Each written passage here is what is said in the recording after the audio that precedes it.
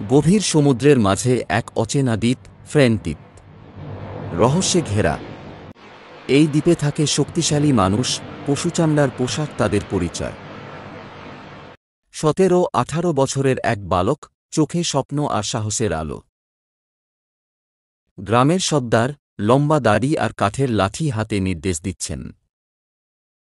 গ্রামবাসীরা পেশিবহুল, পরিশ্রমী, প্রকৃতির সন্তান তারা। বালক পাহাড়ের চূড়ায় দাঁড়িয়ে আকাশের দিকে তাকিয়ে ভাবছে।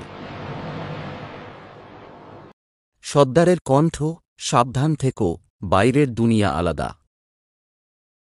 গ্রামবাসীরা হাত নেড়ে বিদায় দিচ্ছে সাহসী ছেলেটিকে। সে উঠছে ডানা ছাড়া, সমুদ্রের উপরে বিস্ময়কর দৃশ্য। ঝড় আর বজ্রপাতের মাঝ দিয়ে উড়ে যাচ্ছে সে নির্ভয়ে। দূরে দেখা গেল শহরের উঁচু ভবন আর আলো ঝলমল রাস্তা। শহরের পার্কে নেমে এল বালক, মানুষ অবাক হয়ে তাকিয়ে। মানুষজন ফোনে ছবি তুলছে, ডানা ছাড়া কেমন উড়ল। দ্বীপে সর্দার আকাশের দিকে প্রার্থনা করছেন। গ্রামবাসীরা উদ্বেগে, সে ফিরবে তো, চোখে অপেক্ষা।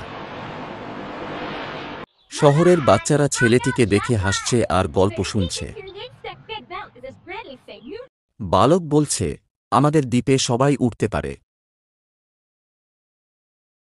টিভি আর সংবাদ মাধ্যম ক্যামেরা নিয়ে তাকে ঘিরে ধরেছে।